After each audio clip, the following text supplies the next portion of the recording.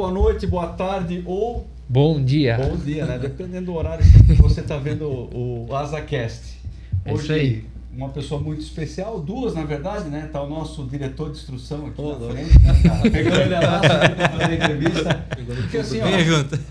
Matheus sobra tudo pra mim, cara. Entrevista, não sei o que. Eu falei, cara, vou dar uns duplos nessa turma aí pra começar a largar. Despachar. O cara 6 horas vai embora e eu 6 horas vim para o clube pra fazer as gravações aí, né? É isso aí. Nuveme, que é a nossa apoiadora, a Valhall, a Protesul Marcas e Patentes, Flyjet Aviation, Hangar 33, a Labella Pizzaria, tá vindo a pizza daqui um pouco. Tá chegando, é. Ouvi falar que tá chegando depois nós caminho. comer uma Vai ser pizza. meio rápido essa entrevista. Vai ser bem rápido. Tá no forno já. E Ruka Motos, né? Motors E caminhonete, avião, É tudo. do Sérgio, Sérgio. É isso aí. E o Nex, né? E o Nex Atlas, né? Agora o Kelvin tá aí, pode até falar sobre, né, Kelvin? Nossos alunos aí, nossa plataforma. Usa direto, na verdade, usa direto. Aplicativo muito bom. A gente usava outros aplicativos. Depois que teve a parceria com o Nex Atlas, eles acabaram liberando ali o aplicativo mesmo no iPad e a gente passou a usar, eles liberaram o nosso celular também, e dá um banho nos outros aplicativos. É frouxo, assim, é de ponta, é bom, é fácil de usar, muito intuitivo, então tu consegue usar, é rápido. Pra gente nas navegação, tá cruzando uma área controlada, mais movimentada ali, é perfeito, assim, pro nosso dia a dia é muito bom, assim, muito bom. Show de bola. Tu assina também? Eu sou usuário da Nexatas desde quase do lançamento. Aí, Sou aí, patrocinadores do canal Plano de Voo. Olha aí, Faz a ó. apresentação aí, João. Aproveita, Então. porque depois eu estou conversando, a turma nem sabe quem tá aqui. É verdade. Então, agradecer aí, né, Matheus Jacomel. Bem-vindo aí ao nosso programa, o Aeroclube, o AsaCast. Muito Né? obrigado. Fico Obrigado aí pela presença. honrado pelo convite. Obrigado, André e João. E todo o pessoal do Aeroclube aqui do Blumenau por nos receber aqui e a gente ter esse bate-papo descontraído aí sobre aviação. E é legal, Show. sabe o que é? Que o bate-papo fora do ar tava legal. Eu falei, para. Vamos começar a gravar. Vamos começar a gravar, porque o tava tão legal, né? legal. Eu falei, cara, vamos começar a falar isso. É isso aí. É. Hoje tu estás no Costa Esmeralda, voa um Mustang, né? Vou Mustang hoje, como copiloto lá. Minha carreira na aviação é recente. Sim. Na verdade, eu comecei os cursos e tudo mais já fazem quase uns 7 anos. Uhum. E no começo do curso... Vou até contar essa história porque é interessante e às vezes as pessoas que vão estar assistindo podem ter esse mesmo problema que eu tive e não sabem. Legal. Quando eu comecei o PP, eu sempre gostei de aviação desde pequenininho, mas como eu sou de Campos Novos é uma cidade pequena, não tem aeroporto perto nem nada, eu nunca tive esse contato com a aviação. E descobri essa paixão já depois de mais velho. E quando eu comecei a fazer o curso, na primeira hora de voo, vomitei muito. É mesmo? Muito, cara. Coitado do meu instrutor, lavei o avião inteiro. É depois. mesmo, cara? Chegou a segunda hora... Porque às vezes pode traumatizar, né? Sim, com certeza. E foi o que aconteceu comigo. Segunda hora, cara, 10 minutos de voo, vômito. Terceira hora, vômito. Putz. E, cara, era 10, 12 minutos de voo, eu tava já passando muito mal. E comecei a pensar, cara, vou ter que desistir da aviação. Não vai ser pra mim. Eu não consigo, imagina, cara, não consigo voar, passo mal e tal. E um dia... tentei todos os métodos possíveis, Dramin, Vonal, tudo que falavam para tomar, eu tomava. Um dia eu tava lá esperando para fazer uma hora de voo e tinha um médico que também era aluno lá da escola. E contei o meu problema para ele falou: toma um labirinho aí, cara. Pode ser labirinto. Cara. E eu tomei labirinto, não resolveu o meu problema, mas senti que amenizou. E nesse meio tempo, minha mãe é fonoaudióloga, a minha mãe falou assim: Matheus, pode ser cinetose.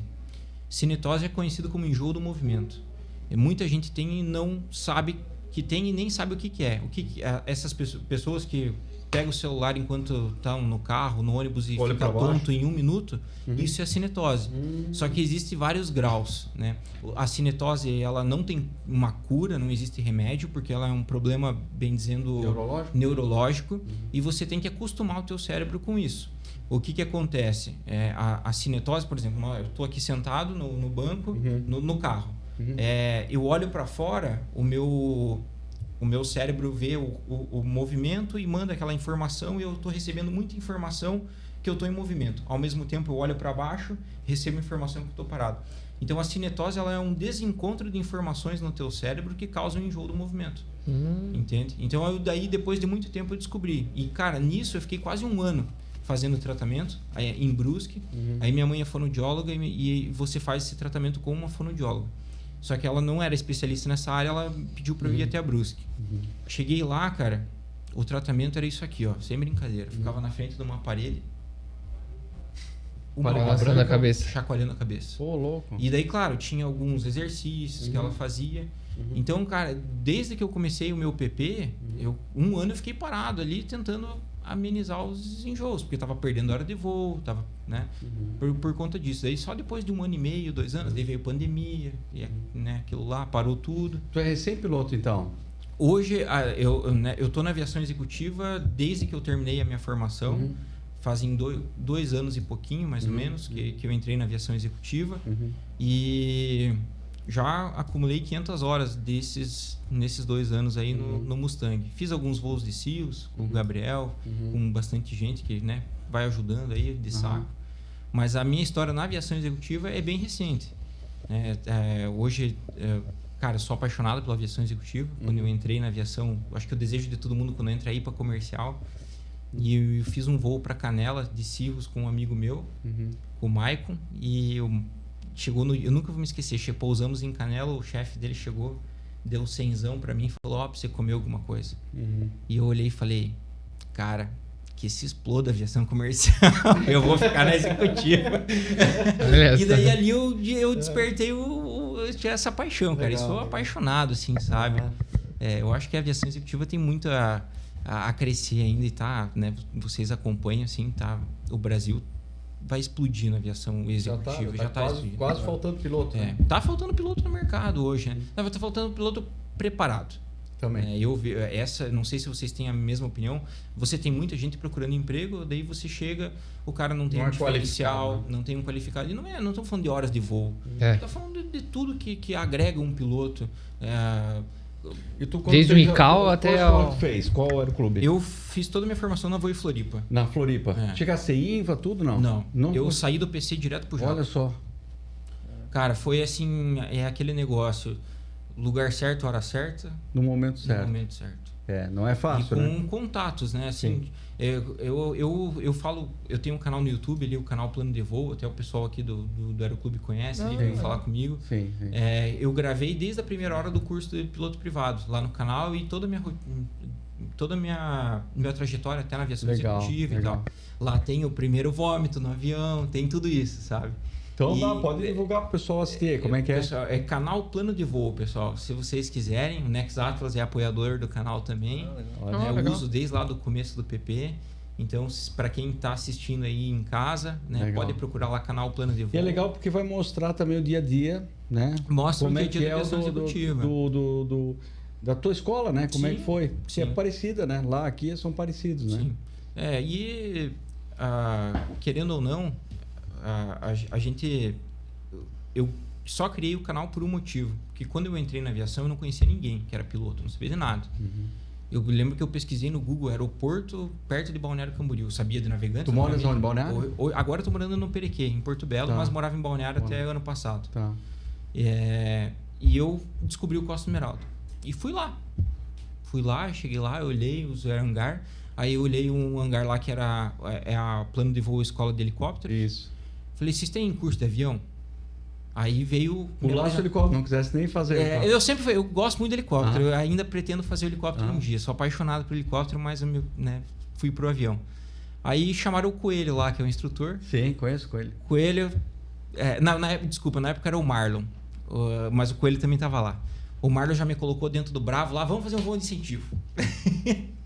E quando eu entrei dentro do avião, eu falei, cara, o que é isso aqui, velho? Isso aqui é meu sonho, é o que eu queria, entendeu? E aí ficasse ali. E daí eu fiquei ali. E eu criei o canal no YouTube porque eu não tinha informação na época, eu não conhecia ninguém. Não conhecia ninguém, 0 pessoas da aviação. E eu não tinhas ninguém da tua família? Ninguém. E eu tinha dificuldade de encontrar as informações. De como que eu fazia, como que era. E daí eu pesquisava, sou rato do YouTube, posso dizer assim, passo horas no YouTube por dia, consumindo conteúdo bom, pessoal, não vou ficar consumindo porcaria. E eu falei, cara, eu vou criar um canal para as pessoas que têm a mesma dúvida do que eu tenho. E, cara, graças a Deus, isso funcionou.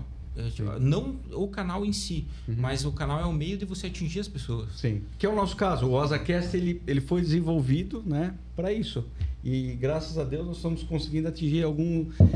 Na verdade, a gente está quebrando paradigmas, né? Sim. E acaba ajudando não somente a nossa escola, mas as outras escolas também. Com certeza. O cara vê, olha, pô, legal, tem uma escola aqui perto de casa, porque às vezes ele está longe, está assistindo longe.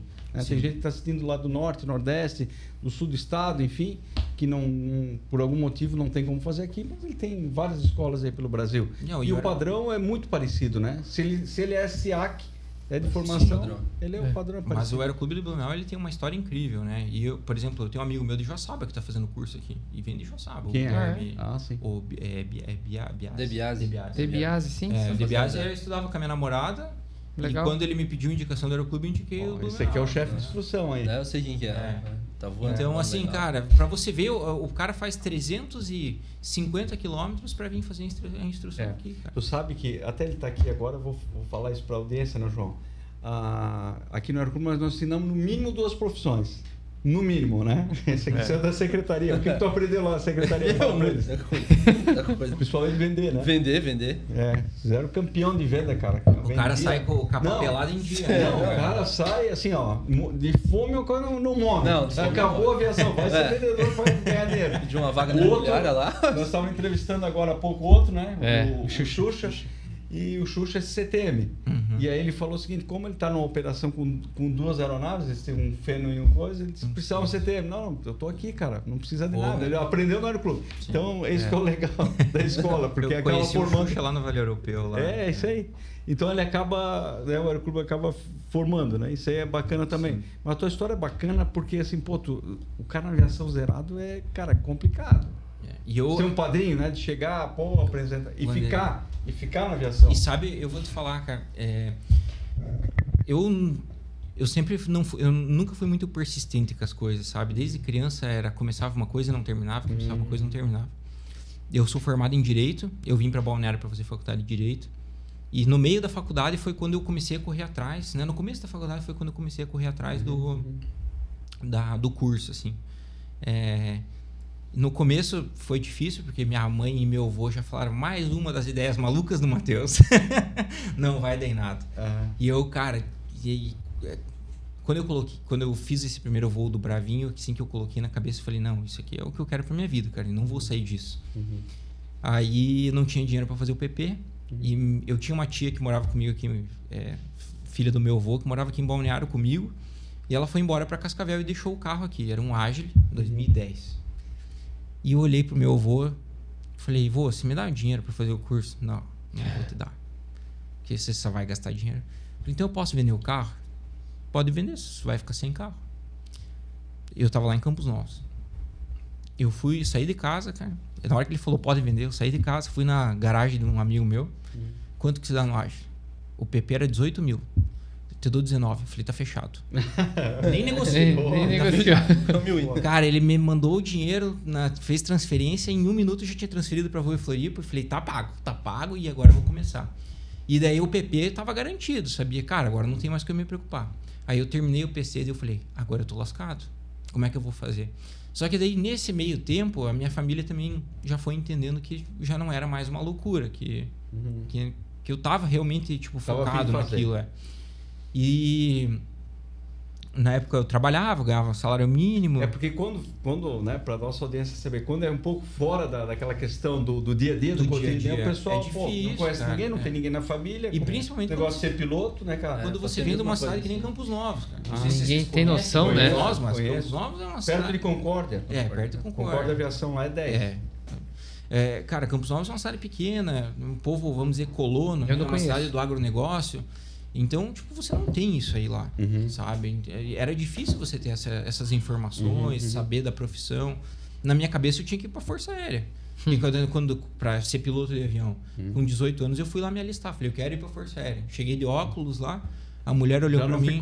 A mulher olhou pra mim e falou, você usa óculos, você não pode ser piloto da Força Aérea. E eu já fui pra casa triste, cara. Eu passei a mesma coisa da Força Aérea. Eu fui pra fazer a prova, não sei o quê. Vai atrás. Não tem óculos, não pode. Tá, e agora como é que faz pra ser piloto? Eu não conhecia o Aeroclube na época. Daí vai atrás, eu fui lá pro Bacaxiri, pra ter noção, e não conhecia aqui. Fui pra lá, ele falou, não, mas lá na tua cidade tem um aeroclube bem bom lá. E eu, daí eu mandei, na época era o Supla aqui, daí falei com o Supla, não, vamos fazer aqui, daí comecei. Engatei e daí foi embora, né? Mas também, Força Aérea foi por água abaixo, completamente. E lente não pode. Você não pode ter nenhum problema de visão para ser piloto hoje da Força Aérea. 100%. Nem cirurgia no olho você pode ter. Quem tem grau e faz cirurgia não pode. Não sabia. Pra mim é novidade. Isso pelo menos foi o que me falaram lá, né? O pessoal que tá em casa aí pode pesquisar, mas acredito. Pode comentar aí embaixo ali também, né? Se quiser comentar e falar, às vezes quem tá nos assistindo aí também pode ser alguém da Força Aérea. Pô, que bacana. Então, e hoje tu tá lá no Mustang. E tô lá. Deu um salto mortal, né? Cara, foi assim e daí só pra terminar essa história de como que eu cheguei no Mustang, como eu não conhecia ninguém, aí no meio do caminho minha mãe me ajudou, fiz um financiamento para pagar as horas do PC e tudo mais. E minha mãe falava assim, Matheus, quem não é visto não é lembrado. Verdade. Todos os dias que ela me ligava, ela falava isso. Na época eu trabalhava, ganhava um salário mínimo, mal tinha dinheiro para abastecer o carro, porque depois peguei outro carro. E minha mãe falava, eu morava em Balneário na época, ela falava, vou te mandar dinheiro pro combustível, vai lá pro Costa e passa o dia lá. E eu fazia isso. É isso aí. Cara, não conhecia ninguém. Então, assim, isso, como canal, eu recebi muita pergunta, porque eu fiz o vídeo lá no canal do cheque do PC e o próximo vídeo já foi no Mustang. Então a galera falou, cara, como isso? Como aconteceu? Como aconteceu? Obviamente, tem toda a questão de relacionamentos e tudo mais. Mas a aviação é isso, a aviação é pequena, é relacionamento. É isso aí. Eu falo para todo mundo que me manda perguntas lá. Geralmente o pessoal manda lá no Instagram do canal. Eu falo, cara, eu falo isso para eles. Quem não é visto, não é lembrado. E outra, um bom relacionamento, uma boa agenda de contatos, o cara saber se comportar, principalmente na aviação executiva, vale muito mais do que uma carteira de 2.000 horas de voo. O jeito de você se vestir, né? O jeito de você se colocar nas redes sociais hoje importa muito, cara. Porque você vai voar para um empresário, um cara, às vezes, uma figura pública, ele olha isso. Olha. E o cara fazendo festa um dia antes lá, com um monte de chopp, festa e tal, no outro dia vai voar. E você reflete, né? E isso vai refletir nas oportunidades que você vai ter na tua vida. Mas isso não é só aviação também, né? Em todo lugar, obviamente. A aviação é assim. A aviação é assim, cara, o cara olha na hora ali e já tem um receio. E tá certo, né? Sim. Porque se o cara não cuida da vida dele, não cuida da saúde dele, cara, como é que ele vai comandar uma aeronave? E às vezes é esse detalhe que as pessoas não se atentam. E eu falo muito, né? Graças a Deus o canal cresceu bastante, cara. Ajudei muitas pessoas que estavam com a mesma dúvida que eu, que me mandaram pergunta, cara, por onde eu começo? O que eu faço? Tô terminando o PP e agora... E eu falo para todo mundo, falo, cara, vai para o aeroporto, né? Você tem que ser gentil com todo mundo. E você não tem que ir lá com a intenção de adquirir alguma coisa. Só ser visto. As coisas, se você é um cara gente boa, eu nunca vou me esquecer. Acontece natural, né? Que a primeira pessoa que eu conheci no Costa, que depois foi me colocando no grupo de amigos que hoje eu estou inserido, que foi que me deu a oportunidade de emprego, foi o Gustavo Hassan. Eu acredito que você conhece o Hassan. O Hassan foi a primeira pessoa que eu conheci no Costa. Eu tava lá num desses dias que minha mãe mandava eu ir pra lá e ficava lá. E eu lembro que o Hassan voava um Cirrus 20. Eu não conhecia ele nem nada, e ele tava lá lavando o avião. E eu cheguei, né, carudo. Ô, comandante, tudo bem, cara? Tô começando agora aqui. Só vim aqui pra ver o avião, se precisar de ajuda pra limpar o aí. Me apresentei, peguei o contato dele, nunca mandei mensagem. Entendeu? A gente foi se cruzar depois, já de muito tempo. Legal. Mas, cara, eu tava ali, me apresentei. Legal. Então, para você que tá assistindo e tá começando a carreira, faça isso. Sim. Mas sem a intenção de ter alguma coisa em troca. Porque nós, todo mundo, percebe quando o cara só tá ali para ter alguma coisa em troca. E daí você vai ser o último da fila. Sabe? Você também tá há muitos anos na aviação, André. Você percebe, a gente sente as pessoas. Assim, então, esse comportamento, eu falo, é muito importante. Não, assim, lógico, tu tem que ter a técnica, né? Tu tem que ser um bom piloto, mas o comportamento hoje na contratação, eu vou te dizer que é praticamente 70%. Sim. Tem pilotos bons, a gente sabe, com algumas horas e 1.000 horas e não consegue emprego. Por causa do comportamento. Um cara difícil de relacionamento, às vezes um problema com bebida. Brigou em tudo quanto é lugar, né? Xingou aqui, xingou ali, a porta fechada. E a aviação, sempre digo, é relacionamento e é pequena. É uma comunidade pequena. O que tu faz aqui, tu não consegue se esconder lá atrás em São Paulo, no Rio de Janeiro, lá em Minas. Sim. Uma hora vai chegar e vai dizer, cara, aquele cara é aquele cara que deu aquele problema. E o nome, né? É que eu não tenho muita experiência, que eu acabei de falar, faz 2 anos e pouco, mas a gente vai sentindo isso conforme o passar. Qual a tua idade, Matheus? 27. Tá novo também. 27. Tu começasse o quê? Com 23, 24? Eu comecei quando eu tava com 21 ali, foi quando eu comecei o curso, né? Então com estudar. 25 tu já estava contratado? Com 25 anos eu estava contratado. Rápido. Foi bom, foi rápido. Foi assim... me surpreendeu às vezes. 21 tinha aquele resquício da pandemia também, né? O pessoal tinha dado uma seguradinha. Quando eu tava recente tinha começado o PP, já tinha feito algumas horas ali, tava fazendo aquele tratamento da cinetose, foi quando veio a pandemia. Aí fiquei 1 ano sem voar na pandemia. Depois que entrei no Cezinha de novo, não lembrava nem como é que ligava o avião. E daí vem tudo aquele problema, né? Eu falava, meu Deus, cara, mas é tanta coisa acontecendo de ruim, eu acho que não é pra... É o Deus falando, cara, não entre num avião. Mas às vezes as coisas são assim para ver a nossa convicção, né? A nossa convicção, a nossa força, a nossa fé, para ver se a gente tá ligado nisso ali mesmo. E é daí que vem às vezes que você conquista as coisas, né? O cara bate tanto em cima daquilo e fala, cara, eu vou. Eu tava lendo essa semana que Thomas Edison, né, antes dele inventar a lâmpada e muitas invenções dele, ele errou 1000 vezes. Sim. A questão, o desenvolvimento da lâmpada, ele 1000 vezes. O pessoal, cara, desiste, cara, pô, tá louco. 1000 vezes. Louco. 1000 vezes ele. Na 1000ª vez ele acertou a lâmpada. Ele tem um escrito que fala sobre isso, né? Sim. Interessante, né? Cara, mas assim, nós temos um assunto aqui para tratar que muitos não sabem, né? Mas fosse uma peça muito importante na enchente aí do Rio Grande do Sul ano passado. Sim. De 2024. 2024. Asas, como é que é o nome? Asas Solidárias. Asas Solidárias. Isso. Tá. Sabe que a gente tem uma base aqui de vocês também, né? Sim. Tá. E, cara, foi tudo... tipo, foi uma loucura, mas ao mesmo tempo a gente conseguiu acompanhar muita coisa que aconteceu, sabe? Dessas bases que foram montadas, era o Clube de Canela também na época, foi uma base, então isso aqui foi um suporte... Conta para nós o que aconteceu, como é que começou, né? A gente sabe que teve mais movimentações no Costa, né? Sim. Poxa, quando começou o negócio lá, saiu o helicóptero, o comandante Cruz foi para um lado, o Carrapes foi para o outro, a gente sabe disso. Mas a ideia, assim, falar, cara, não vou ficar nisso, eu quero arrecadar, eu quero botar mantimentos, eu quero... Como é que foi o... Foi só a tua ideia foi de quem? Foi tua? Cara, a ideia inicial, quem começou a puxar o bonde foi o Hassan e o Martins, que é o comandante que voa comigo. Na verdade, sim, foi uma conversa, nós 3 juntos. 3 amigos na beira do hangar.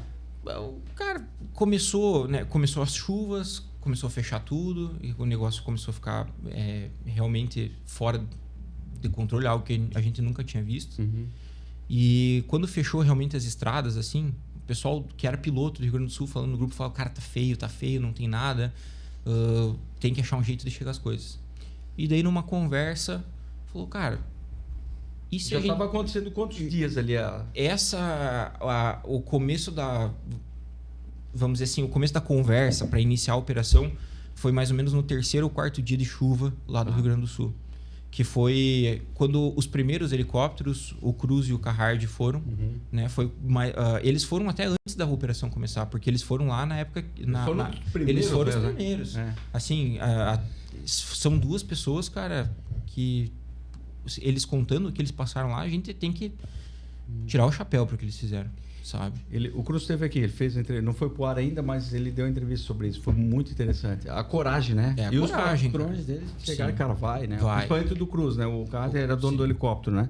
Mas o Cruz, dele chegar e meter a cara e dizer, cara, eu vou. E o Cruz, ele não fez isso só nessa do Rio Grande do Sul, aquela de São João Batista, o Taió, de Rio do Sul. Então, assim, são pessoas... Mas eu vou entrar nesse detalhe deles. A operação... Então, no 3º ou 4º dia ali, a gente fez uma ligação. Cara, e se a gente pedir para os chefes a autorização para usar o avião, caso precise, para alguma coisa de urgência, né? E a gente ligou para o nosso chefe, o Raça ligou para os chefes deles, lá são três sócios. Não, pode usar, né? Em caso... Tudo bem. Vamos... Isso era 6 horas da tarde. Eu não lembro do dia. Acho que era dia 4, se eu não me engano. Alguma coisa assim. Aí, beleza. O Martins já se empolgou, já ligou para outro. Não, pode ser, pode usar o avião. Pega aqui o Cirrus, pega tal avião. Aí ele falou, cara, quem vai pagar o combustível? Aí já acendeu uma lâmpada na gente. Falou, cara, precisamos de dinheiro para combustível. E daí foi onde eu coloquei o meu rosto, vamos dizer assim, a público. Começou a aparecer. Só que sem intenção. Eu vou ser bem sincero para você, achava que eu não ia dar em nada, cara. Tipo, contanto que na noite, era 10 horas da noite, eu fiz um post lá no meu Instagram, postei nos stories lá. Pessoal, a gente vai fazer uma arrecadação para pagar combustível, para ajudar o Rio Grande do Sul, a gente vai levar os mantimentos de avião. E quem puder doar, aí, cara, começou a cair um Pix de 100, um de 200, 300. Na tua conta? Na minha conta, pessoa física. Meu Deus. E depois? Mas aí, aí que tá. A intenção, eu pensava assim, cara, eu tinha, sei lá, tenho 1.500 seguidores no Instagram, eu pensei, cara, vai ficar nisso aqui. Entendeu? Meus conhecidos lá de Campos Novos, pessoal que é empresário, vai ajudar e... Se eu arrecadar 5 mil reais, tá bom, show de bola. Não paga nem meia hora do Mustang, mas tudo bem. A gente se vira. E, cara, realmente, na primeira noite, eu consegui, só com os conhecidos, uns 10 mil reais. Tudo bem, temos dinheiro. Porque, na verdade, vocês tinham a questão das aeronaves, vocês tinham que dar um respaldo e vocês estavam arrecadando mantimentos para mandar para as aeronaves. Vocês tinham duas questões. Aí a gente já montou um grupo ali e falou, beleza, amanhã cedo vamos pro hangar. Nisso, o Martins já foi movimentar as mídias, né, os jornais lá de Itapema para tentar arrecadar coisa. Eu acordei às 7 horas da manhã, eu e a Ana, minha namorada, a gente foi pro hangar 8 horas, eu cheguei lá, cara, tinha um saco com uns 2 quilos de arroz e feijão e um saco com coberta. E um Seneca, que foi o Fox Charlie Romeo, primeiro avião que fez o primeiro voo do Asas Solidárias, dentro do hangar com a porta aberta. E eu olhava pra todo mundo e falava, cara, e o que nós vamos pôr aí dentro, gente? Não tem nada pra pôr, cara. 2 saquinhos. Né? Só que, tipo assim, obviamente, não é que não deu o engajamento. Foi, a gente foi pro jornal às 10 da noite e eu tava no hangar às 8 da manhã na esperança que o hangar tivesse cheio. Só que... beleza, conseguimos as primeiras coisas, foi chegando, o Andrei, eu acho que decolou umas 2 horas da tarde o primeiro avião. Eu não lembro o lugar que ele foi, o primeiro voo. E nisso, a gente foi pro jornal de novo, o Martins foi lá pra frente. O Martins foi, pessoal, estamos aqui com os aviões, vamos ajudar o Rio Grande do Sul e tal. E daí começou a chegar. Aí saiu o segundo avião, saiu o terceiro, acho que no primeiro dia foi 3 voos. E começou a chegar muito coisa bom. E a gente não tinha pessoas. Os 3 primeiros dias de operação foram muito difíceis. Por quê? A gente não chegou e sentou aqui nós numa mesa e a gente falou, você vai ficar com isso, você vai ficar com aquilo, você vai ficar com aquilo. Cara, era tudo na loucura. Tá acontecendo isso, vou resolver e tal. Então, ao decorrer da operação, eu fiquei responsável por receber a demanda do Rio Grande do Sul. Eu recebi os contatos de lá, até porque como foi a minha imagem foi lá no Instagram e aquilo ali começou a popularizar, as pessoas entravam em contato direto comigo, até pelo Instagram e tal, para pedir mantimentos. Então eu recebia a demanda, eu passava para alguém lá do hangar para ver se tinha aquilo lá, organizava o avião, via onde é que ia pousar, ligava pro pessoal do Rio Grande do Sul, vai pousar aí o avião, consegue levar para tal lugar e tudo mais, e eu era responsável por isso. O Martins era responsável pela parte de buscar os mantimentos, de ir para as mídias. O Martins era o rosto da operação ali nos jornais e tudo mais, nas entrevistas. E o Hassan na parte burocrática. Porque mesmo sendo uma operação humanitária, teve muita burocracia pra gente. E eu vou chegar nisso também. O Hassan ficou mais nisso. E depois veio vindo muita gente, né? Os pilotos, cada um foi entrando num setor. Então, no começo, o que era?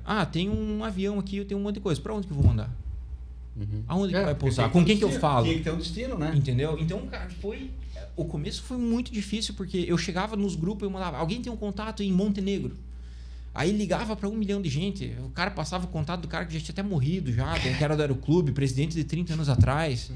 Aí eu ligava lá, ninguém... cara, nem tô mais, não sei. Fala com esse. Aí eu falava, cara, como é que tá a pista? Cara, eu acho que tá encharcada, não dá pra pousar. putz, vamos ter que ir atrás do outro. Montenegro não dava para chegar, né? Montenegro é uma pista de grama. A gente foi pousar lá depois do 6º dia de operação, porque daí secou a pista. Né? E aí você vê a importância de um aeroporto. O Gustavo, que é o prefeito de Montenegro, falou comigo por telefone muitas vezes. E ele falou assim: Matheus, eu estou tentando asfaltar essa pista há muito tempo. E agora as pessoas vão sentir a dor, vamos dizer assim, de receber esses mantimentos. De uma catástrofe e de não receber os mantimentos porque não tinha uma pista asfaltada. Então, ali você começou já a entrar numa necessidade de infraestrutura e tudo mais.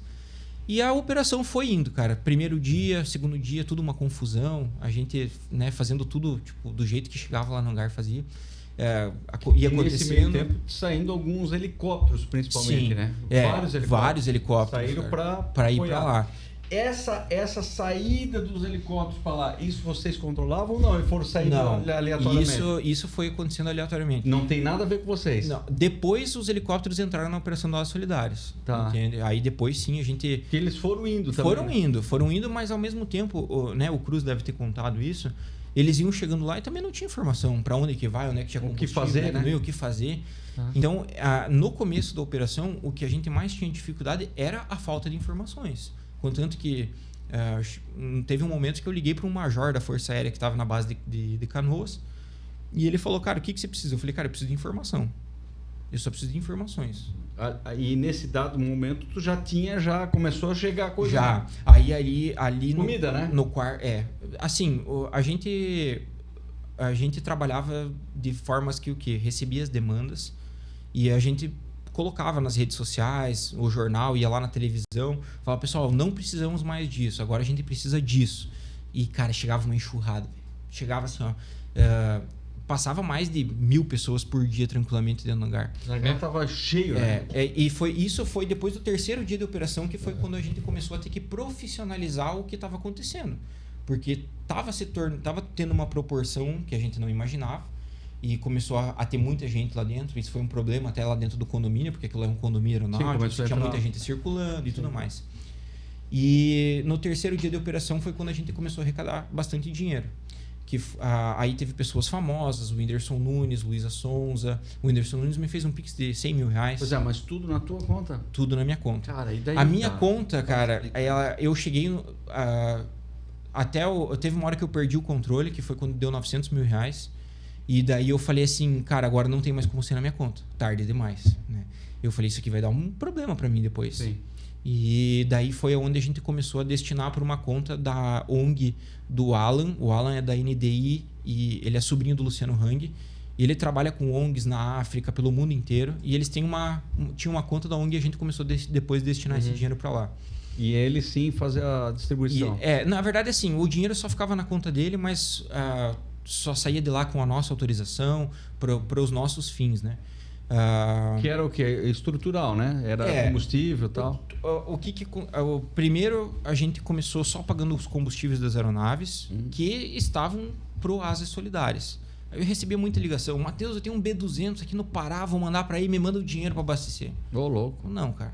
Quer mandar o teu avião? Manda até na costa. Do Costa pro Rio Grande do Sul a gente paga. Agora, vou pagar... Eu recebi muita ligação do Brasil inteiro, gente. O cara querendo mandar King B200 do Pará. Essa é a verdade. O cara queria mandar 2 King B200 do Pará pra cá. Eu falei: cara, não tenho como custear isso. Eu falei: o custo que eu vou ter para mandar esse avião daqui para cá, eu mando 20 daqui pro Rio Grande do Sul. E no 3º, 4º dia ali que começou a entrar bastante dinheiro, bastante modo de falar. A gente tinha, eu acho que uns R$80 mil, R$90 mil no caixa. E... a gente chamou o Thiago, que é proprietário, né, lá do abastecimento do Costa, falou: Thiago, quanto que tá a nossa dívida aí? O Thiago falou: cara, 282 mil. Aí eu falei pro Martins, Martins, acabou, cara? Não tem mais como continuar. O Martins falou: cara, nós vamos dar um jeito. Mete ficha. Nós vamos dar um jeito. E vocês estavam comprando? E assim, chegou uma parte da operação que não era mais uma operação aérea. A gente estava ajudando e suprindo necessidades dentro do Rio Grande do Sul de pessoas que estavam lá ajudando que acabaram tendo algum problema. Por exemplo, eu comprei uma hélice de barco para um cara que estava resgatando pessoas lá. Era uma pessoa... Já estava dando apoio logístico. Já estava dando apoio logístico. Por exemplo, ele tinha um asilo perto do estádio do Beira-Rio, né? O Beira-Rio tinha um asilo lá. Esse asilo, cara, tipo, eu fico emocionado de contar. Eles tinham 100 idosos e eles estavam... Eu vi na televisão. Eles estavam abandonados. Eu vi na televisão. Entendeu? Então, assim, o que acontece? O trajeto, para você chegar até próximo do asilo, você chegava de carro. Só que do estacionamento até no asilo era só de barco. E esse cara fazia esses translados, né? De levar comida lá. E daí que pegou a hélice em alguma coisa e ele falou, cara, vou ter que ir embora. Quebrou a hélice do barco aqui. Eu falei, não, calma, nós vamos comprar. Então, assim, só que tudo com muita certeza do que a gente tá fazendo, muita seriedade e transparência. Porque é dinheiro de doação. Não ia sair rasgando dinheiro, comprando coisas sem nota fiscal. Na minha conta entrou lá 870 mil, quase 900 mil. Eu tenho nota fiscal de tudo que saiu. Tudo. Se tu não tivesse problema depois que eu fiz? Então, graças a Deus, a proporção, né, a imagem aí da operação, muita gente boa quis ajudar. Então, o escritório da advocacia entrou em contato comigo. Matheus, a gente vai criar uma ONG Doações Solidárias. E essa ONG, a partir fizeram isso? A gente fez, a ONG Doações Solidárias foi criada. E todo o apoio que você precisar, cara, pega todas as notas fiscais, a gente vai... a gente tem uma parceria com o contador, ele vai fazer uma declaração que, né? Até agora, o governo não veio me cobrar, mas eu tenho tudo, né? O escritório fez toda a separação para mim, tenho tudo pronto. Se algum dia alguém chegar e falar, cara, tá um postinho de renda aqui, desses 900 mil, eu falo, não, cara, vamos abrir um processo judicial, obviamente, mas vamos dizer, tá tudo pronto. E... Então a gente custeou muito. E não comprou nada, tipo lá pro Thiago, tudo foi tudo. Não, até no... A gente arrecadou no total quase 3 milhões de reais. Na conta dos outros também? Tinha mais gente, é isso? Foi assim, na minha conta foi 800 mil, na conta do Thiago foi 600 e poucos mil, que daí era só para abastecimento, que a gente quitou aquela dívida que tinha com ele. Só de abastecimento no Costa Esmeralda foi quase 900 mil reais de combustível. Meu Deus. E quando começou a entrar dinheiro... Nós peleamos num tanquezinho de 50, né? Quase não dormindo, quando tem que botar um tanque aqui. Caramba. Quando começou a entrar muito dinheiro, né? Porque daí o Badim doou 1,5 milhão daquela vaquinha dele e tudo mais. A gente falou, não, então a gente consegue ajudar com mais coisas. Aí entra a parte dos helicópteros. Quase já finalizando a primeira semana de operação, a gente começou a ter problema de logística dentro do Rio Grande do Sul. Uhum. E a gente tinha que resolver aquilo lá. Não adiantava nada a gente ter avião, mandar um monte de coisa e as coisas não serem distribuídas e chegarem nas pessoas que precisavam. Então, foi aonde eu me distanciei da operação, vamos dizer, ali dos aviões, e eu foquei exclusivamente na operação logística dentro do Rio Grande do Sul. Eu tinha um grupo com os helicópteros conhecidos nossos que estavam lá e as bases dos helicópteros. Falava, pessoal... Era um trabalho de, tipo, um Dove de companhia aérea, assim, cara. Você vai daqui para cá, vai carregar tal coisa, tantas coisas, tá aqui a coordenada do lugar que você vai pousar e o contato de quem vai receber. Tá, mas assim, vamos lá. E essa logística, não tinha nada, ninguém controlando os helicópteros? Ninguém, que eu digo, militar, um civil, uma defesa civil, absolutamente nada? Cara, dentro do Rio Grande do Sul, tinham várias bases de helicópteros. E cada base desse helicóptero tinha, por exemplo, um coordenador. O Rapac, que é um piloto aqui de Santa Catarina, é lá do Rio Grande do Sul, mas mora aqui, ele era um coordenador de uma dessas bases. Uhum. O Asa e Solidário, e tinha pessoas por conta. Por exemplo, um pessoal de São Paulo com Agusta, com T2. Era o pessoal por conta. Eles chegavam lá, pousavam nessas bases, pegavam as coisas e saíam. Sabe? Não tinha uma coordenação. Não tinha uma coordenação. Claro, tinha os grupos de helicóptero lá, eu tava por dentro, mas... Isso também tem a ver porque não é normal acontecer isso lá. Aqui é, né? Ninguém tava preparado. Aqui em Santa Catarina, a cada 2, 3 anos acontece, mas lá não é normal. E como eu falei, tudo tomou essa proporção porque eu acho que só tomou essa proporção porque não foi uma coisa pensada em tomar essa proporção, sabe? Então, assim, o Asas Solidárias, falando do Asas Solidárias, aí sim, a gente tinha, isso já na segunda semana, quando já estava acabando a operação dos aviões, a gente tinha 17 helicópteros dentro do Rio Grande do Sul. Só que nós estávamos custeando o combustível de quase todos os helicópteros que estavam rodando dentro do Rio Grande do Sul. Então, por exemplo, assim, a base de Águas Claras, lá o Silva, Serra Índia Uniforme Alpha, Eu gastava 28 mil reais por dia de combustível com helicóptero. Entendeu? Aí o dinheiro que entrou na conta do Thiago, ele foi exclusivamente para pagar as operações do Costa. E eu comecei a custear essas operações fora do Costa Esmeralda. Os helicópteros. A gente comprou muita coisa. Então, assim, só para terminar esse assunto do dinheiro, sobrou quase 300 mil reais de todo esse valor. Esse dinheiro ele foi usado para construir casas lá. O Alan da NDI, ele já estava numa outra operação com outros empresários na construção de algumas casas lá, e a gente repassou esse dinheiro para ele para construção das casas. Via ONG. Legal. Pô, legal, e tá registrado com foto? Tudo então, eu para ser bem sincero, André, eu não fui mais atrás disso. A última conversa que eu tive com o Alan, ele falou, cara, as casas já estão em processo de finalização. E daí na minha conta tinham sobrado 130 mil reais, né, fora aquele dinheiro que a gente já tinha direcionado para a ONG.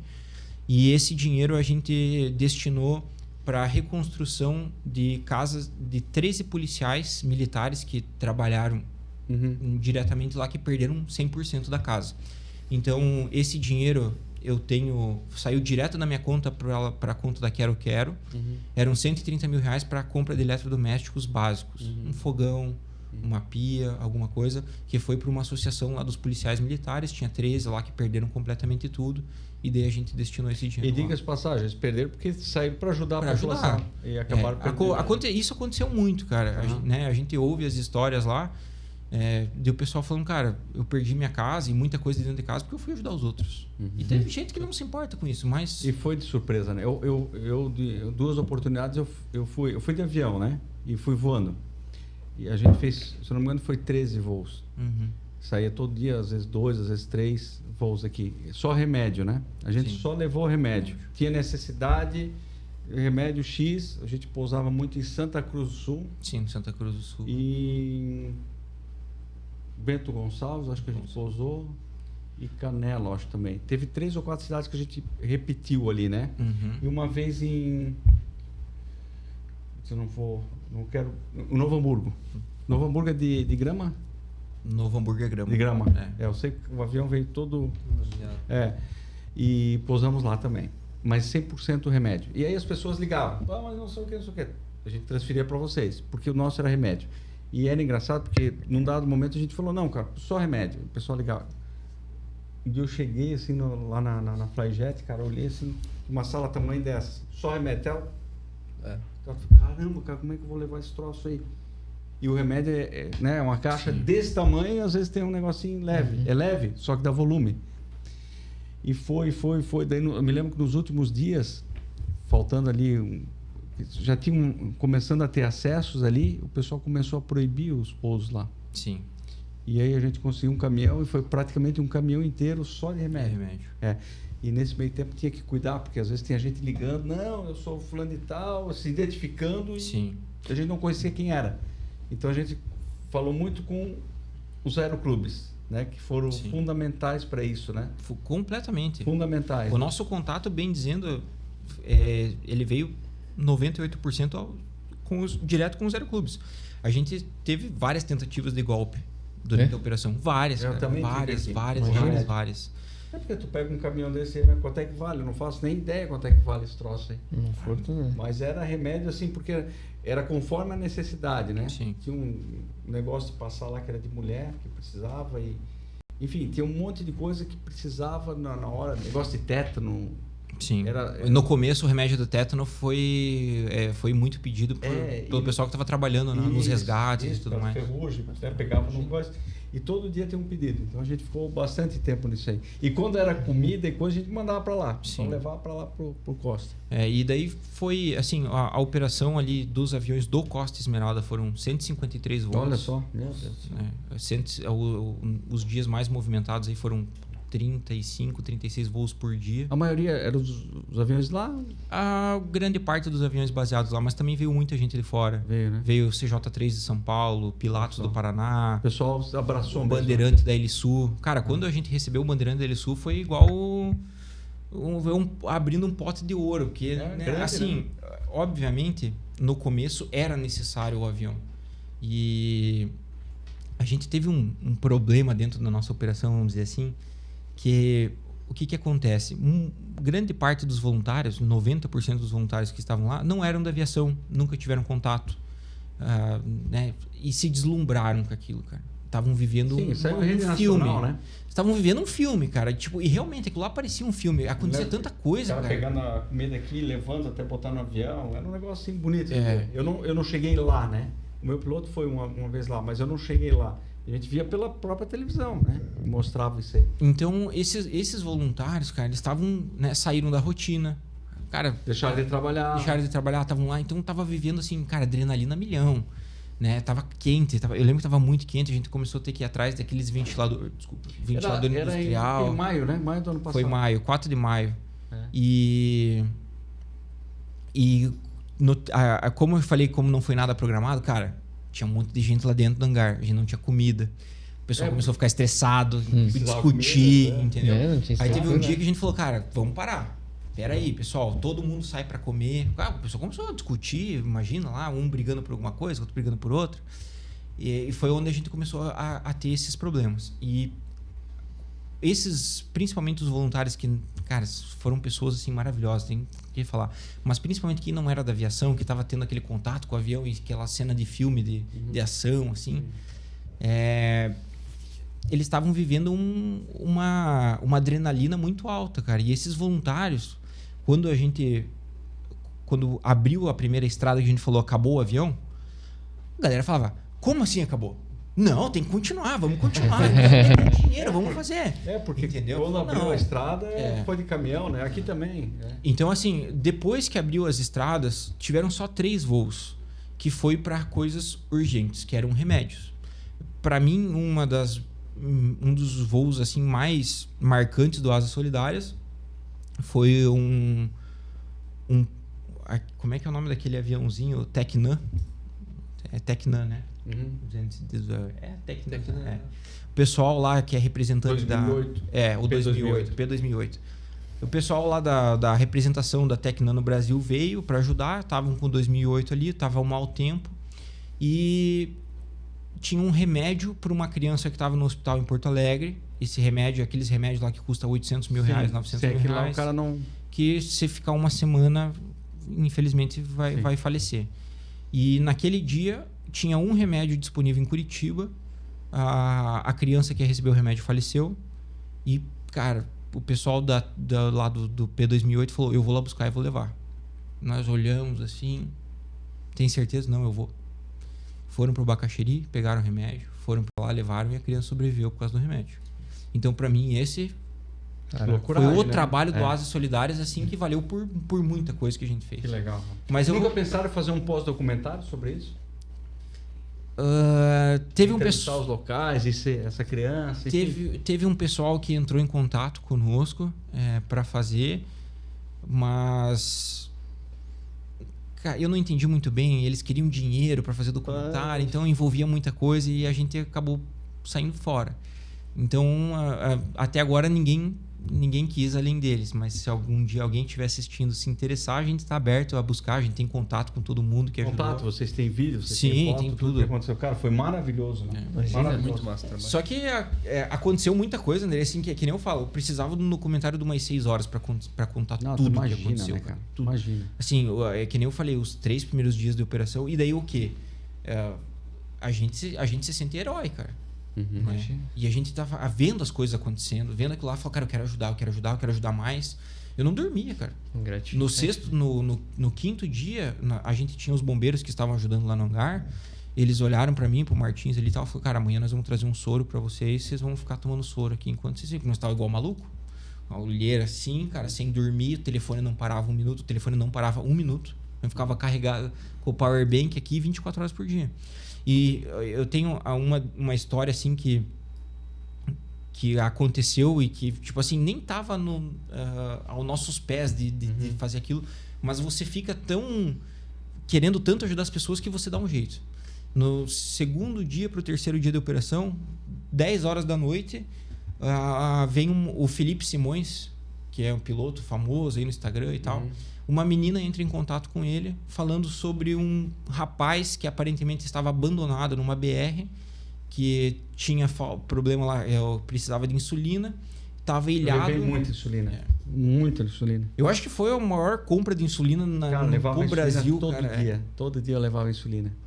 E insulina tem que levar meio lá dentro do isopor, assim, meio... Temperatura, tem que cuidar. É bem complicado o transporte da insulina, sabe, cara? Você...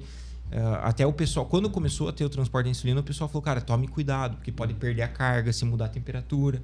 Sabe? Foi bem delicado essa parte dos medicamentos também. Mas desse rapaz, o Felipe Simões entrou em contato lá de São Paulo, levou um Praetor lá. Cara, chegou essa história pra mim aqui, mas a gente não sabe se é verdade. O que acontece? O rapaz estava abandonado numa BR, e isso foi no segundo dia de operação. Quando eu tava tendo os resgates ainda, que a recente tinha começado. Cara, nós não tinha contato helicóptero, né? Tipo, tava tudo começando. O que chegou para nós? O rapaz abandonado na beira da BR, tinha um posto da PRF, e isso daí foi na cidade de Eldorado. Ele estava nesse posto da PRF, ficou lá porque o helicóptero levou uma pessoa que estava em estado grave, não voltaram para buscar e ele estava lá sozinho, sem celular, sem nada. Era isso que chegou. A gente, com aquele instinto da loucura que tava, falou, cara, vamos resgatar. Isso era 9 horas da noite, 10 horas da noite. Só que a gente não conseguia contato com o telefone que tinham passado, que era do irmão dele, nem com ele. O nome dele é Gustavo, o nome do menino. Eu tenho contato com ele, conversei com ele depois no hospital, tudo. E foi verdade? Umas 10h30 para 11 horas, cara, o irmão dele atende o telefone. E falou, cara, a gente perdeu o contato, a última localização dele é essa aqui. Nesse meio tempo, tinha muita gente ali da operação que tinha contatos bons e tal, ligou para um chefe da Defesa Civil lá do Rio Grande do Sul. Falou, cara, a gente precisa do helicóptero para resgatar um cara. Só que você imagina, todo mundo precisava de resgate naquele momento. Sim. Então, eles falavam para nós, então, me passa aqui o lugar que o helicóptero já está indo. E nisso foi 11h30, 11h40, a gente não sabia se o helicóptero tinha ido, se realmente o menino estava lá. Meia-noite eu liguei pro Lucas Hang. O Lucas Hang é meu irmão de Ordem de Molay, cara, e a gente já se conhece há muitos anos e a gente fala assim, tem horas que você precisa acionar a pessoa. Que é o filho do Luciano, filho do Luciano Hang da Van. Nós queremos entrevistar ele aqui também, estamos cercando. E meia-noite, cara, eu olhei pra minha namorada e falei, vou ligar pro Lucas. Eu sabia que os helicópteros da Van estavam no Rio Grande do Sul, falei, vou ligar pro Lucas e se ele me atender, atendeu. O Lucas me atendeu. Tava numa janta com os amigos, falou, Matheus, tá aqui o contato do piloto, pode falar que eu autorizei, pode pegar o helicóptero e fazer alguma coisa. E eu tentando contato com o piloto, naquele desespero, o piloto não atendia, já era meia-noite. E eu falei, cara, e agora? Nisso, o menino que estava entrando em contato com a Defesa Civil, Matheus, mandaram o helicóptero. E nós em contato com a irmã dele. Em 1h15 da manhã, mais ou menos, o cara atende o telefone. Eu tentando ligar toda hora, eu vi que ele recebeu a mensagem e já liguei. Falei, cara, onde é que você tá? Eu tô aqui num posto, tô encostado na roda do caminhão, achei uma lanterna aqui e tô aqui porque eu tô muito fraco. A voz dele era fraca. Então, tipo assim, você via que nem conseguia imaginar como que ele tava lá. E nisso cai a ligação, perdi o contato com ele, mas pelo menos sabia que realmente ele estava lá no posto. E o pessoal da Defesa Civil, que eles tinham lá um telefone que todo mundo devia ligar, parou de atender. O helicóptero foi. Só que o que eu deduzi? Eu falei, cara, ele vai chegar no hospital, ele vai ligar o celular e ele vai falar que tá tudo bem. 2 horas da manhã, 2h30 da manhã, 3 horas da manhã, nada. Quase 15 para as 3 da manhã, o pessoal da Defesa Civil falou com esse menino que estava falando, falou, olha, o helicóptero teve um problema na ida e retornou para a base e a gente tá vendo se consegue outro helicóptero. Putz. Para resumir a história. É à noite, né? De noite, isso de madrugada. 5h40 da manhã, ele manda uma mensagem para mim. Tô no hospital, tô bem, o helicóptero me buscou. O helicóptero buscou ele 5 horas da manhã. Meu Deus. Caraca. 5 horas da manhã. Então a gente ficou, cara, das 10 da noite, 9 horas da noite até as 5 da manhã. E foi no começo da operação, onde a gente não tinha contato, a gente não tinha nada. Ao decorrer da operação, graças a Deus, o cara, eu recebi ligação da Casa Civil de Brasília. Fiquei 1 hora com o cara da Casa Civil, né? E a casa, para você ver como o Brasil é despreparado para essas coisas. Totalmente. A gente recebeu ligações dos órgãos públicos não oferecendo ajuda, pedindo ajuda, entendeu? Falando, cara, o que vocês têm para ajudar? Aonde que vocês estão indo? Como que vocês estão fazendo? Eles não sabiam. E o Cruz conta isso, que ele chegou lá com o helicóptero, os militares não sabiam o que fazer, porque era tão grande o desastre, que a gente não estava preparado para aquilo ali. E não estamos, cara. O brasileiro, né? A gente não tem estrutura para atender aquilo lá. O problema disso tudo é que a gente não é treinado antes. O Brasil ele só funciona porque acontece, todo mundo é solidário, todo mundo faz. Sim. Mas ninguém treina. Nunca mais vai acontecer. Nós vivemos em Blumenau, onde tem isso aí. Até a gente tem uma conversa às vezes com a tripulação, que é nosso sócio aqui, o Jair é nosso sócio aqui, que é um dos comandantes aí do Arcanjo 3, que fala isso. Esse briefing tem que ser antes, essa conversa tem que ser antes, essa reunião tem que ser antes. No dia da catástrofe não adianta mais. Aí sai cada um para um lado, aí sai, ele já comentou isso, chega um helicóptero... Barata voa. Não, chega lá um helicóptero, encosta com um colchão. O colchão não é o primeiro socorro. Sim. É remover, ou é insulina, né? Ou retirar alguém do telhado. Não, é um colchão. Porque assim, não é essa a questão. Então, existe um cronograma, né? Então, isso aí precisa ser coordenado. Mas a pergunta que eu quero fazer contigo, porque assim, o trabalho de vocês foi magnífico, a gente acompanhou, a Rede Nacional, e enfim, tem amigos ali que estavam envolvidos contigo. E agora? Virou uma ONG? Vocês pretendem estruturar isso melhor para as próximas? Porque alguém vai ficar bravo comigo. Pô, tu tá dizendo que... Cara, aí Blumenau cada 3 anos tem enchente. Sim. Rio do Sul cada 8 anos tem enchente. Tá aí, ó. Nunca vai parar. Nós estamos no meio de um vale, chover um pouco a mais, vai ter enchente. Sim. Agora, nós precisamos o quê? Tá preparado para isso. E a pergunta é essa. O que ficou para depois, quando acabou tudo? E a intenção agora? O que é agora que parou tudo? Está organizado? Tem uma ONG? Qual é a intenção do grupo? Então, André, essa foi a primeira pergunta que nós nos fizemos o dia que a gente decidiu por encerrar as operações. O dia que a gente colocou um texto online falando que ia parar tudo e tal. A gente falou, tá, e agora? Cara? Porque o que acontece? Tomou aquela proporção, se acontecer outra catástrofe, o pessoal vai vir cobrar. Cadê o pessoal da Solidárias? Por que não foram? Então, assim, o que a gente abriu a ONG por questões fiscais, né, que tinha que resolver todos esses problemas depois, e a gente decidiu por manter ela aberta, né? Hoje tem ali a ONG Doses Solidárias, para quê? Para um eventual problema. Mas o que a gente tem que entender, e o pessoal que vai ouvir isso também, não tem como um Asas Solidárias igual aconteceu em Santa Catarina ajudar um desastre que acontece no Maranhão, por exemplo. Sim. Né? Então, assim, a estrutura é para a região sul. Para a região sul. Então, assim, a gente... quando sobrou aquele dinheiro que eu falei ali, os 130 mil reais, que eu depois fui para Quero Quero, a gente pensou assim, e se a gente fazer uma conta e deixar esse dinheiro ali para... Eventual... para um eventual problema e não só assim para uma catástrofe, para um problema igual aconteceu ali do remédio. Cara, tem um remédio aqui, não tem UTI aérea para levar, não tem ninguém, não tem arcanjo, não tem nada, consegue um avião privado? Tá aqui o dinheiro, entendeu? Então a gente pensou nessa possibilidade. Só que quando você mexe com dinheiro de doação, cara, é complicado. Você tem muita cobrança. Eu tive, pela quantidade de dinheiro que eu recebi na minha conta, eu tive poucas cobranças, cara. Eu recebi 1 ou 2 mensagens falando, e aí, cadê o dinheiro? O que fez com o dinheiro? Não sei o quê. O restante das pessoas que eu conheço pessoalmente, da minha cidade, que deram bastante dinheiro, recentemente eu fui pra lá, encontrei na rua, falei, cara, ó, tá lá a prestação de contas, o dia que quiser. Mateus, o que vocês fizeram, eu vi. Eu não preciso. Sim. Então, assim... E geralmente quem reclama que nem deu, né? Provavelmente quem me mandou mensagem, se eu olhar lá... O que tu fez com o dinheiro? Ele não reclama. Porque ele falou, cara, eu fiz a minha parte. Eu fiz a minha parte. E ele fica com a consciência limpa. Mas tem em todo lugar tem gente que fica caçando problema. Isso aconteceu, cara, mas... a operação em si foi tão grandiosa assim que... E essa ONG hoje ela existe? Existe a ONG do Asas Solidárias. E por exemplo, se acontecer uma catástrofe, ela é aberta de novo? Assim, a operação abre? Eu acredito que sim. Depende do tamanho também, né? Isso. Eu acho que, obviamente, hoje fica um pouco mais fácil de você fazer uma operação dessa. A gente já sabe o que fazer primeiro, para onde ir. Mas a gente fala, o avião é um meio de transporte muito caro.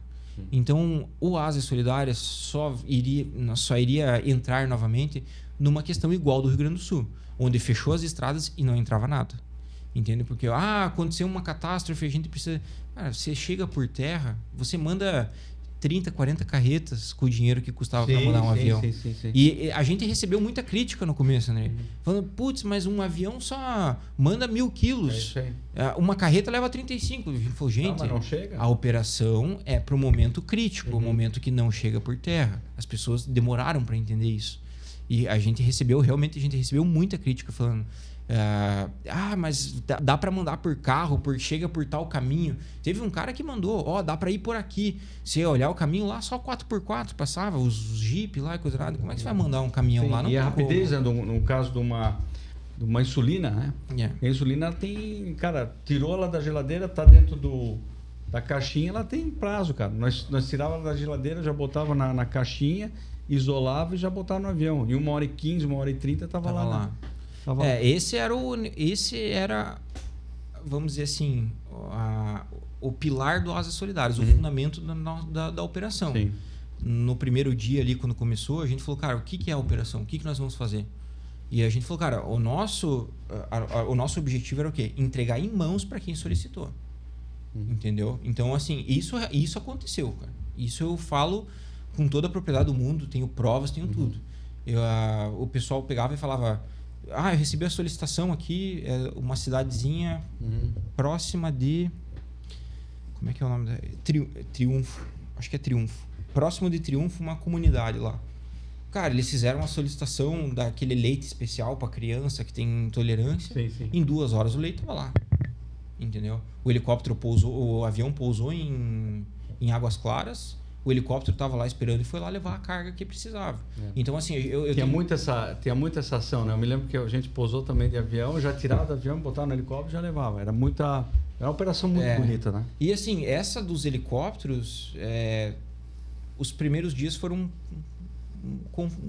confusos. Né? Depois, a gente demorou para conseguir estruturar essa logística do helicóptero dentro do Rio Grande do Sul. Até porque é difícil você controlar um negócio à distância. Entende? E a gente... E tinha alguém de vocês lá no Rio Grande do Sul ou não? Eu fui para lá depois da primeira semana. Eu fui para lá depois da primeira semana. Eu fiquei lá. Eu fui 2 vezes para lá. Qual era a base lá que tu tava? Eu fiquei em Águas Claras. Tem pista lá? Tem pista. Sim. É uma pista nova, né? Uma pista nova, Eu vi o Marçal. O Marçal pousou lá e filmou. O Marçal pousou lá. Pista bonita, né? Perto de onde? É perto do lado de Viamão. Mais pro litoral? Não, é no sul de Porto Alegre. Assim, Porto Alegre. Passa Porto Alegre para baixo ali. Você tem aqui vamos dizer assim, você tem Porto Alegre aqui você tem o Aeroclube do Rio Grande do Sul, que fica bem no sul, aqui na Bahia, e Viamão fica aqui, assim, mais ou menos. E o Aeroclube do Rio Grande do Sul também não ficou com água, né? Não, ali a gente também operou bastante. E Águas Claras é depois, então? Isso. Aí vocês dormiram lá mesmo? Aí teve um hotel, o pessoal do Vila Ventura, que é, cara, um hotel magnífico. Eles cederam para nós lá pelo preço de custo, porque você não achava hotéis lá. Não achava. Então toda aquela turma que ficava não, aí o que acontece? Alguns locais tinham alojamentos, sabe? O pessoal da Elisul ficaram em alojamento, depois foram pro hotel, porque o alojamento não comportava todo mundo. Você não conseguia hotéis, porque quem tinha dinheiro e às vezes teve algum problema em casa foi pro hotel lá. Então, os hotéis estavam lotados? Os hotéis estavam lotados. Nesse hotel lá no Vila Ventura, que é um hotel sensacional lá, bem famoso, ele só atendeu a gente porque era da operação, e bem dizendo, o hotel ficou só para o pessoal que estava na operação. Mas isso daí ele fez um contrato com o pessoal da Elisul, enfim, não vem ao caso, mas eu fiquei lá, fiquei 3 dias no primeiro e depois fiquei mais 3 dias. Nos 3 primeiros dias que eu fui, eu ficava dormindo no hotel, ia para Águas Claras e coordenava os helicópteros de lá. Então tinha um grupo no WhatsApp com os helicópteros, recebia a demanda, pessoal, carrega em tal lugar e vai para tal lugar. Aí olhava qual que era o lugar mais próximo para carregar, para não ficar fazendo tiro vazio, né? E daí essas eram as bases, né? Tinha uma base ali no centro de Porto Alegre. E abastecia ali também? Abastecia ali também. Aí o abastecimento, tinha muitos locais de abastecimento espalhados por Porto Alegre. Aí, por exemplo, assim, no centro de Porto Alegre tinha uma base ali perto de um estádio, não lembro, que era do pessoal do Legendários. E lá também tinha combustível, só que eles tinham combustível já doados por outras pessoas para as aeronaves que estavam cadastradas na operação deles. Os helicópteros cadastrados faziam as operações e você tinha várias dessas bases lá, né, com os helicópteros espalhados. Cara, teve muita gente do Brasil inteiro, que a gente nem tem noção. Agora, deixa eu até fazer um parênteses aqui, né? O Legendário agora tá em tudo quanto é lugar, né? Inclusive na tua cidade, Itapema e tal. E se acontecer isso, porque eu só ouvi falar de Legendários lá no Rio Grande do Sul. Sim. Mas se acontecer hoje em Santa Catarina, eles vão aparecer. Eu acredito que sim. Eu não... Mas não tem conexão com a Asas. Não. Tá. O Legendários, ele é... Eu não sei explicar direito o que é, mas eu sei que eles fazem lá a iniciação deles, eles vão para um acampamento num morro. Tá muito ligado à religião, não uma religião específica, mas sim crer num Deus e tudo mais, sabe? E eles... O propósito deles é a ajuda humanitária. Tipo, trabalhar isso dentro da organização deles lá. Então, assim, cara, o Legendários fez um trabalho incrível dentro do Rio Grande do Sul. Eles eram muito organizados. Muito, muito, muito mesmo, assim. E tudo... eles tinham a operação deles como se fosse o Asas Solidárias. Eles tinham uma operação deles lá. Muitos Legendários de Santa Catarina foram para lá e muitos ajudaram dentro do Asas Solidárias. A gente... Cara, o suporte que o pessoal do Legendários deu para Asas Solidárias foi crucial, porque eles tinham já um esquema de organização, sabe? A gente teve o trabalho braçal, faltava força, entendeu? Então, quando a gente começou a receber esse tipo de ajuda, por exemplo, que a gente chama os formiguinhas, cara, quando veio o pessoal os guarda-vidas da praia de Balneário Camboriú ajudar a gente... Cara, eles resolveram um problema que esse pessoal que é militar e tudo mais, eles já são acostumados a ter essa organização, a ter a fila de trabalho ali. Eles chegaram, eles resolveram o nosso problema, que era embarcar comida no avião. Fizeram uma fila lá e... Fizeram a corrente, né? Fizeram a corrente, cara, muito rápido. Eles eram agilizados, os caras tinham fôlego, força. Pá, terminava o avião saía. Olha só. Então, tipo, esse pessoal, cara, eu gostaria muito de citar todos os nomes.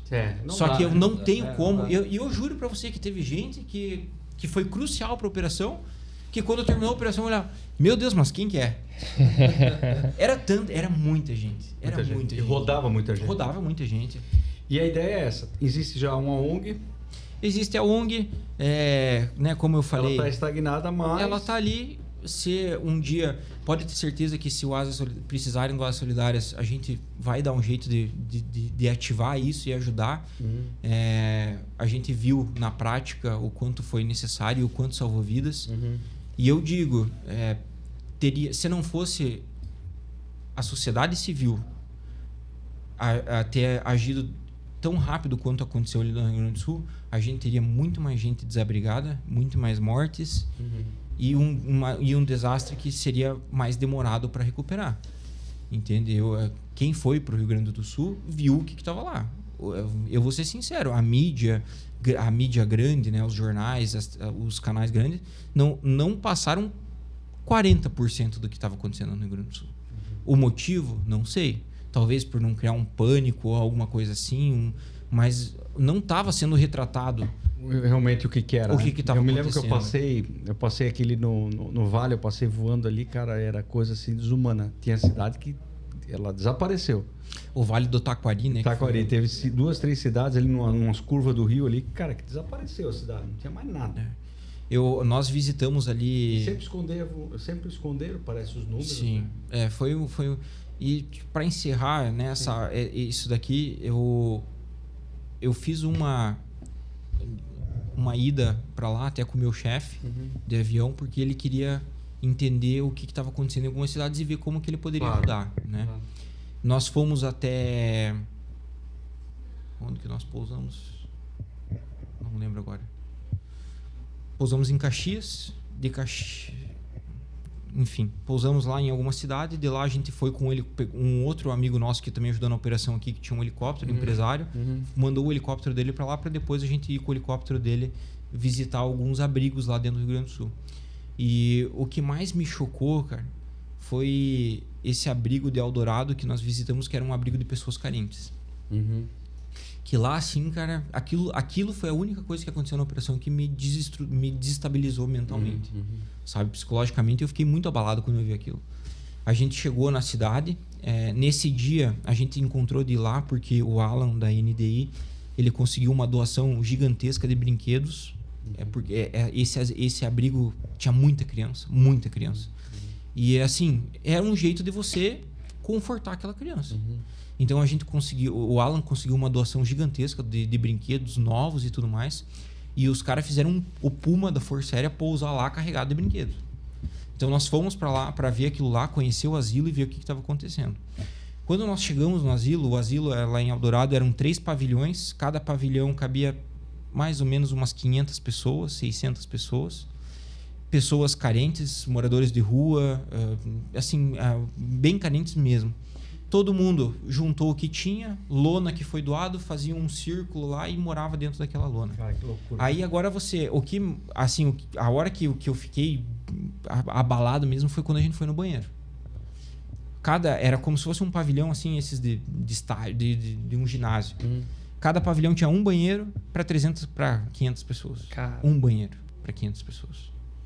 Quando a gente entrou no banheiro, cara... Imagina, né? Não tem noção. Não, imagina. Fazendo as necessidades no banheiro aberto e ao mesmo tempo do lado dele o outro... lavando a louça. Eles lavavam a louça ali numas pias que eles improvisaram lá. E aquilo ali, cara, cortou o coração porque a quantidade de crianças que tinha naquilo lá era absurdo. E daí a gente entrava, era pessoa doente com tuberculose, pessoa com gripe, gente tossindo, cara. Aí a gente foi dentro de cada espaço, de cada um, para ver o que as famílias estavam precisando e tudo mais, entender um pouco sobre o que tinha acontecido. Tinha um pessoal que a gente conheceu, 6 filhos. O filho mais novo, 2 anos de idade, com um problema respiratório, de pé no chão, porque não tinha tênis para usar, um bebezinho. As outras crianças, a mãe tinha algum grau de problema mental, assim, né? E com toda aquela situação bem transtornada. E o pai cheio de problema de saúde. Já tinham perdido a casa naquela primeira enchente e agora perderam de novo 100% da casa. Perdeu o trabalho, porque a empresa que ele trabalhava ali em Eldorado foi a mais atingida, que não sobrou nem os pilares da empresa. Aí quando a gente entrou naquilo lá e ouviu aquela história, você fala, meu Deus, cara. Não é o problema de não ter o que comer, cara. Eles não têm nada. Eles tinham uma geladeira, colchão, uma televisão e um fogão. Era o que eles tinham. Então você fala assim, tudo bem, cara. Contanto que depois, no decorrer da operação, teve gente que falou, cara, não adianta mais mandar comida, não tem panela para cozinhar. Sim. Não, loucura, cara. Loucura. Entende? Então, assim, Agora, eu vou dizer, tá? Até depois eu vou pedir até para eles fazerem um corte nesse último aqui e tentar arrumar alguém para fazer um documentário, né, disso tudo, porque vocês têm um monte de imagem. Eu fiz, nem se compara o que eu fiz aqui, muito pouco, né, mas tu acaba reconhecendo, tendo imagem e tal. E isso é uma coisa que ficou não somente para o Brasil, para o mundo, né? Sim. Essa humanidade, né, desses empresários aí cedendo as aeronaves, cedendo seus pilotos, né? Porque a questão de ceder a aeronave, Kelvin, é o risco também, cara. O cara podia vir com o helicóptero, pousar num lugar lá que tinha um fio de alta tensão. Aconteceu. Teve helicóptero que trincou a pá, teve avião que trincou para-brisa. Isso aí. Hoje, eu não sei. E os caras com a mão aberta, falou, não, vai lá. Tá na guerra. Então, assim, isso foi muito mal divulgado pela mídia, né? Aí o cavalo, nada contra, daqui a pouco eles vão meter o pau em mim. O cavalo em cima da coisa, tá bom, o cavalo salvou, bacana, tá, mas o cavalo virou o símbolo. Sim. Cara, e essas crianças, cara, estão morrendo. E a hemodiálise que eles ligavam ali para nós todo dia, cara, faltando insulina. E aí? Sim. Quantas pessoas aí ficaram pelo caminho por falta disso? Que vale muito mais, né? A gente, né, assim, viu coisas que não tem como explicar. Não tem como explicar. Tem por isso que o documentário é legal. Se alguém puder fazer esse documentário, seria maravilhoso. A gente ficaria feliz e ficaria muito honrado de contar tudo isso. Sim. E mostrar isso para as pessoas. Porque só quem viveu aquilo lá... Né? Daria um filme, tranquilamente daria um filme. Matheus, obrigado. Eu que agradeço o convite. Bom, uma entrevista dessa, né? Meu Deus, eu peço desculpas que falei demais. Esse assunto do Asa Solidária só acaba me empolgando um pouco. O AsaCast, né? Ele não é só da escola, a gente não vai falar só de alunos, de pilotos. Sim. De vez em quando tem pilotos de linha e tal, falando aqui. Piloto de agrícola teve aqui. Mas esse movimento é um movimento importante porque usou a aeronave tem a ver com piloto, tem a ver com formação de piloto, tem a ver com segurança. Aviação, aeroclubes, Aviação, tudo envolvido, né? Os aeroclubes que estiverem envolvidos, que são muitos aeroclubes que estiverem envolvidos, então faz tudo parte. E eu tenho certeza que isso despertou o interesse em muitos jovens desse piloto de avião. Com certeza né? Quem teve esse contato. Isso aconteceu lá no Costa, cara. Chegou uma família com um menino que devia ter uns 16 anos. Depois disso, o cara quer ser piloto. O pai dele ficou encantado com aquilo. E eu lembro que o pai dele chegava: leva meu filho pra voar. Leva meu filho pra voar um dia. Tipo, não, operação, né? Um dia leva ele pra voar. Pega meu contato aqui, cara. Cara, assim ele tem que ser piloto. E criou essa paixão. E pode ter certeza que o pai dele vai fazer ele ser piloto de avião. Que o menino ficou deslumbrado. Verdade. Mas mais uma vez, eu agradeço o convite. Foi um prazer estar aqui com vocês. Obrigado a todo mundo do Aeroclube de Blumenau. Né, por ceder esse espaço, me coloco à disposição para sempre vir aqui ajudar o que for preciso. Conta com a gente também. Não só o Asas, mas como pessoa mesmo, o que a gente puder auxiliar a aviação, ajudar a aviação a crescer, eu vou estar sempre à disposição aí. Legal, obrigado também, João. Obrigado, muito obrigado mais aí. uma vez, Matheus. Obrigado, os patrocinadores aí, a Nuvme, Valhall, Proteção Marcas e Patentes, Flyjet Aviation, Hangar 33, Labella Pizzaria, deve estar fria. Labella Pizzaria, vamos lá, qualquer Ruka coisa. Motos e Nex Atlas. Um abraço a todos. Pessoal, obrigado aí. Comente e compartilhe. Um abraço.